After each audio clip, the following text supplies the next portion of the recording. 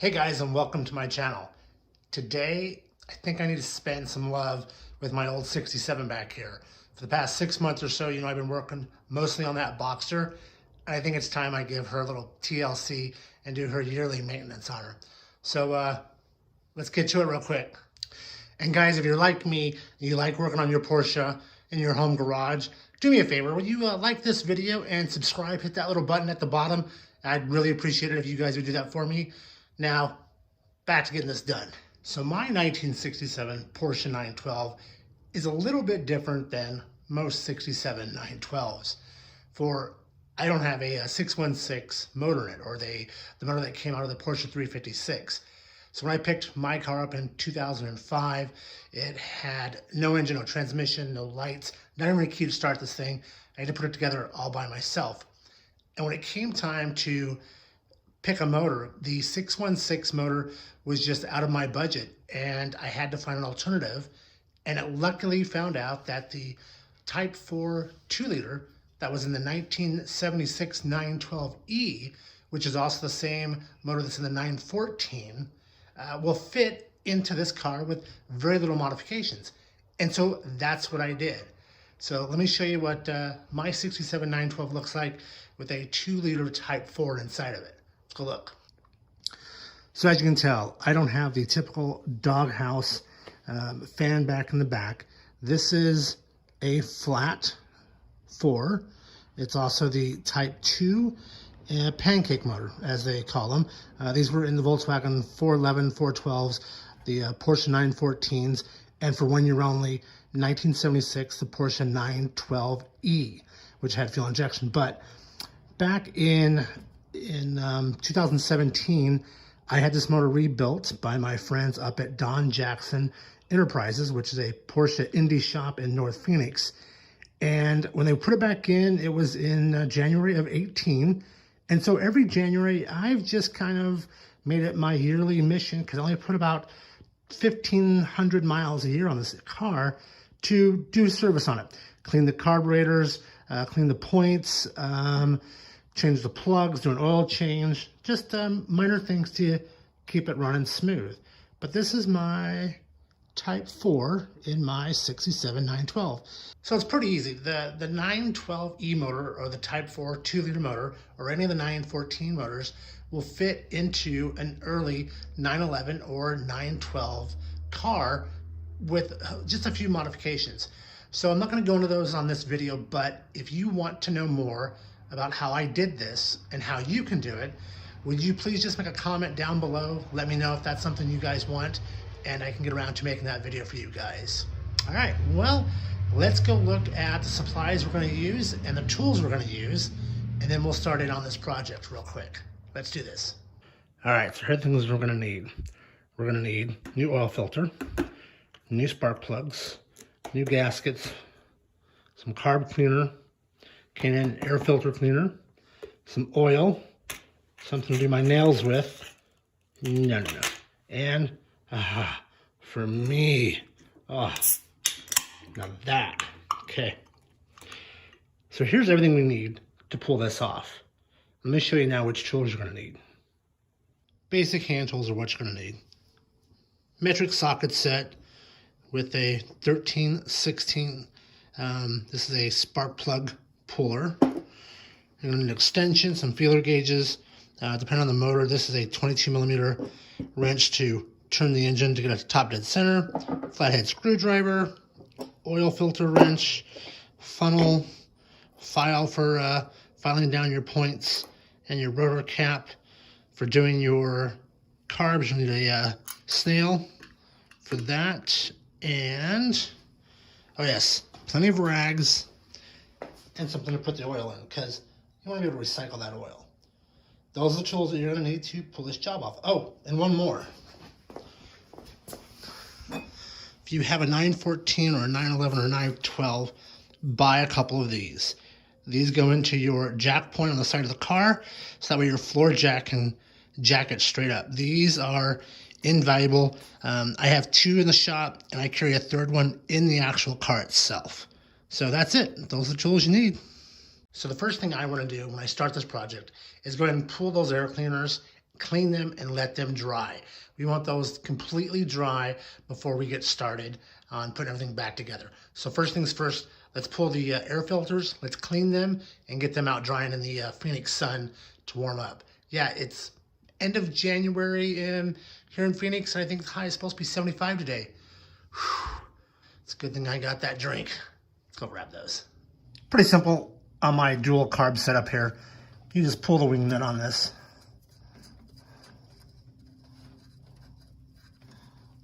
Get that out of the way. Come on, come on. And this comes right up and off. Kind of set that to the side. And there's our air filter. And yeah, might as well go ahead and clean them. It's been a year. So I'll grab that one as well, and then we'll take them and get them cleaned up real quick. Here's our K&N air filter cleaners. What we're gonna do is just spray the outside and the inside of both filters and then let them sit for about 15 minutes. Then we'll come back and use some water out of the garden hose and get those all cleaned up. And then we need to let them dry completely before we spray on the new K&N grease or lubricant on those. So let's go ahead and get these done.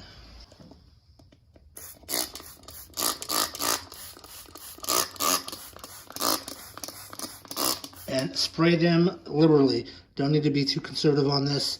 This stuff's pretty cheap and it will make these last longer. And I'm gonna go ahead and finish these off and then we'll take them over to the water hose. Okay, those are squirted down really, really good. So let's let those dry for about 15 minutes and we'll move on to our next project. Okay, here are our filters and we're just gonna spray them down, not hard water, just gentle breeze, get them all cleaned up.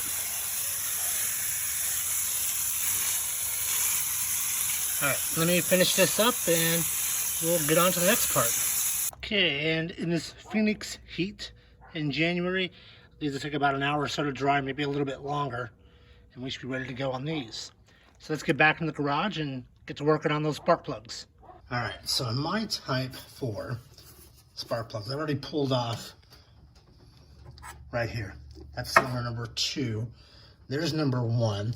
So we're just gonna pull that boot off real quick and get our ratchet in there and pull that off. So let's pull that.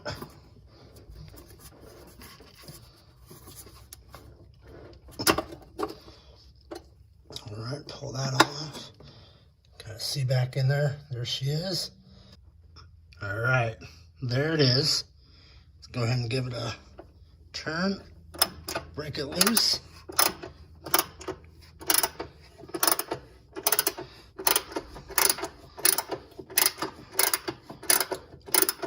And then I'll go ahead and finish taking this out and we'll see what that plug looks like.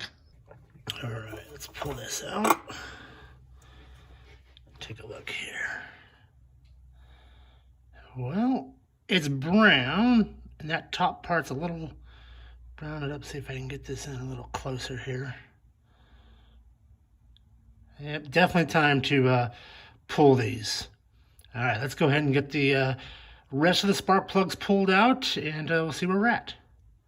So here are the 4 plugs as they came out of the car. So plug number 1, and they're all pretty consistent. I would almost call this dry fouling.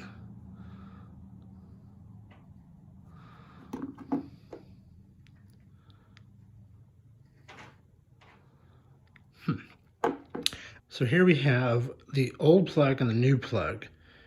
And see if I can get in here to kind of show you. It looks like the gap's a little off, but that's the difference in those plugs. So let me go ahead and gap these plugs real quick and we'll start putting these in. So next, before we install these plugs, I like to put a little bit of anti-seize, just a little bit on each side. So that way when it goes in, it will make sure it's not going to seize up on us when we pull these out next year. So go ahead and do that to all four, and let's put these back in the car. Okay, so for the ones back here, I'm able just to stick those in by hand. And the ones up here, I gotta use this to kind of give me just a little bit of extra room, but you don't wanna make sure you don't cross thread them. So take your time putting them in. And then once you get them all tight, you're gonna use the, let's see, that's about right. Like this.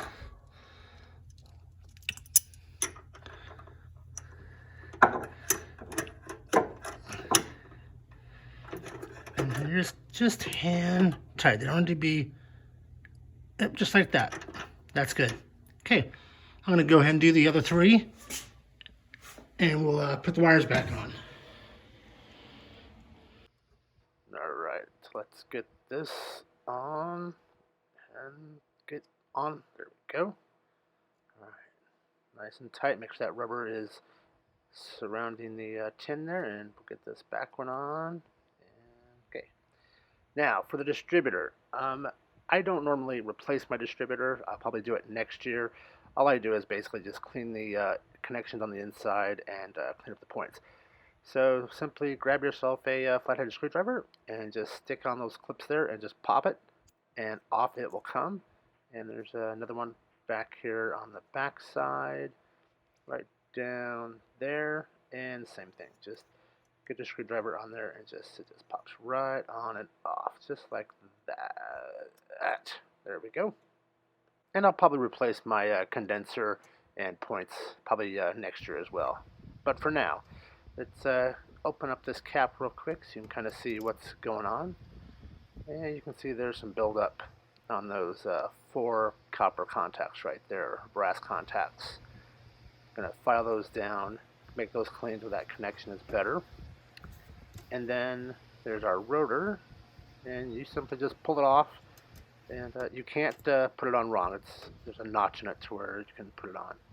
And again, it has some buildup on it, and on top there where the that top coil comes down from the coil. And all right, so we'll take care of those two.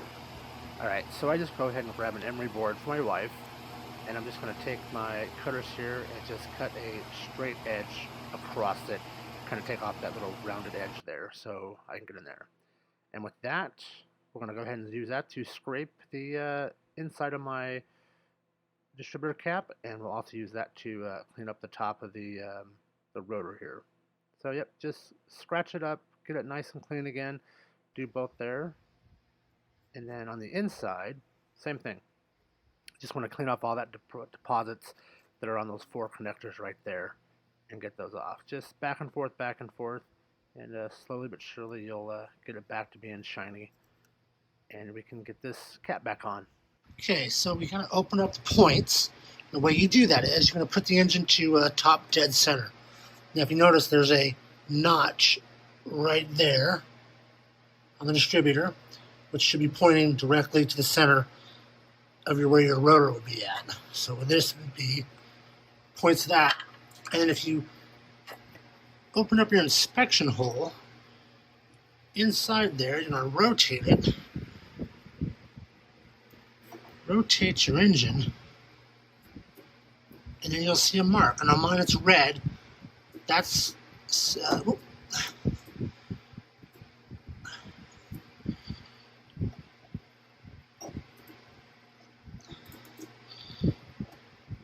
it indicates top dead center there.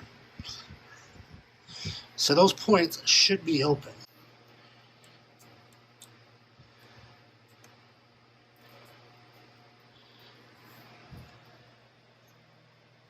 And by moving that back and forth, I can tell that's about the right way. Yep. Yep. All right. So we've got that set. Everything is looking good so far. Now let's put some oil, a couple of drops of oil down there. And actually, let's peel that pad up. Put some oil before it, then put the pad on top, put a couple more drips of oil on there, and then we can button this back up. So what I like to do is just take a syringe, pull some of that up in there, and then we'll throw it over there in the distributor. Okay, here's that little felt pad that's down on the distributor. Just reach in, pick it out, and set it to the side real quick. So let's grab our oil and just put a few drops down in there.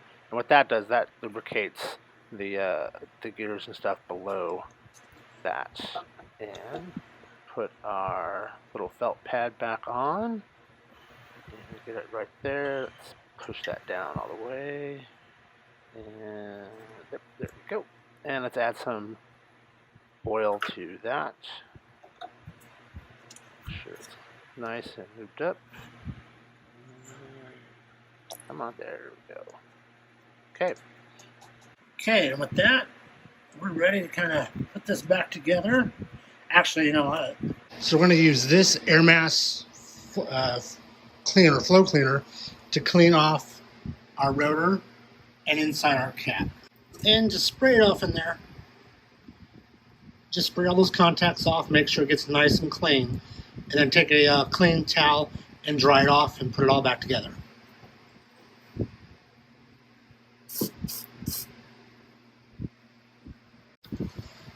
Okay, the cool thing is the rotor cannot go back in the wrong position. So that's the way it's made.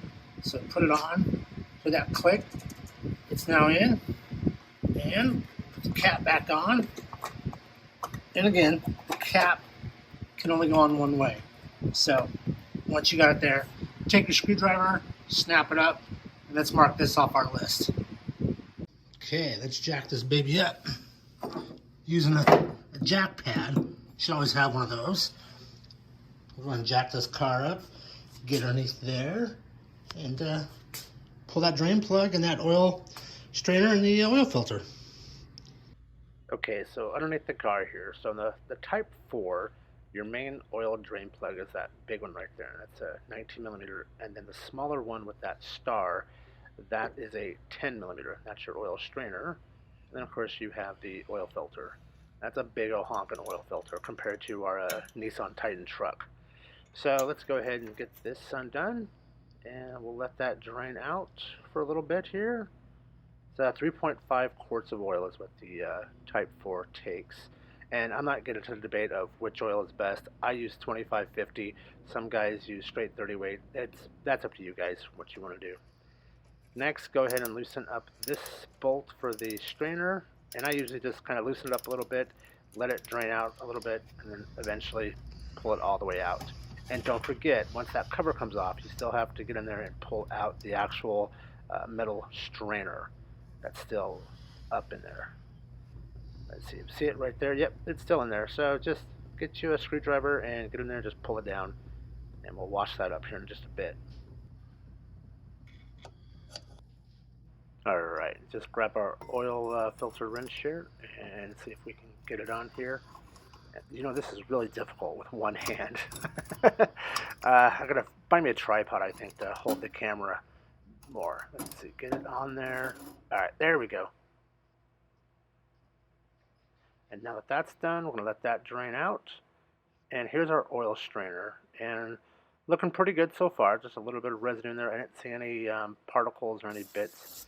Just use some brake cleaner, carb cleaner, and spray that off really good. Make sure it's nice and clean.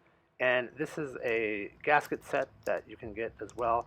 There's 2 paper gaskets, and I did not get the washer for the drain plug. So I gotta make a mental note to buy a few of those and keep them in the toolbox.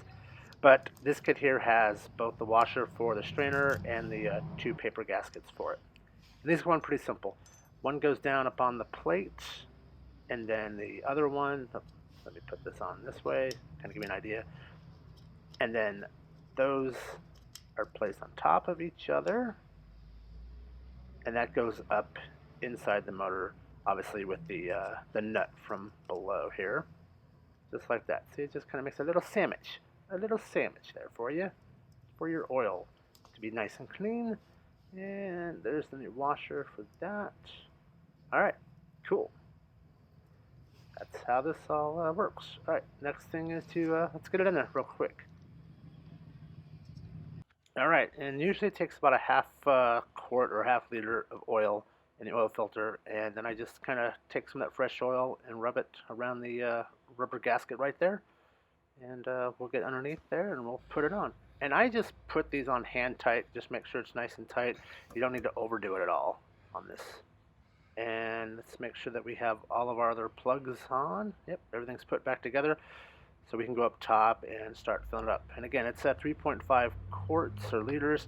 And remember, that half liter is already in the filter. So just 3 more liters of oil. Grab ourselves a funnel here. Let's get this first quart of oil in. And there we go. And yes, I know I'm holding it wrong. Again, kind of difficult with the one-handed thing. I know, tripod. Okay, let's get all this oil in. Good. All right. Now, got 3 liters in, plus that other half in the filter.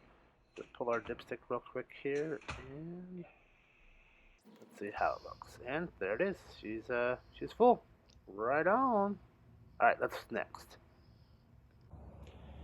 All right, so now it's time to spray our air filters. So we're gonna get our red stuff, and you're gonna spray the inside and the outside of each one, and we'll put them back in the car real quick.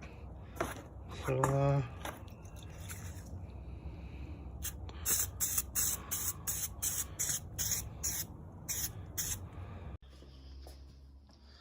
now one thing I did not replace was my fuel filter. And that's because I had replaced that fuel filter this past summer, and the car only has maybe 100 miles since I pulled the fuel tank out and redid all of that. So I'm pretty sure that's safe, and don't need to spend another 30 bucks on it. All right, guys, that wraps it up for how I tune up my 67 912 with a Type 4 motor in it. And let's take it for a test drive. Thanks, guys. See you soon.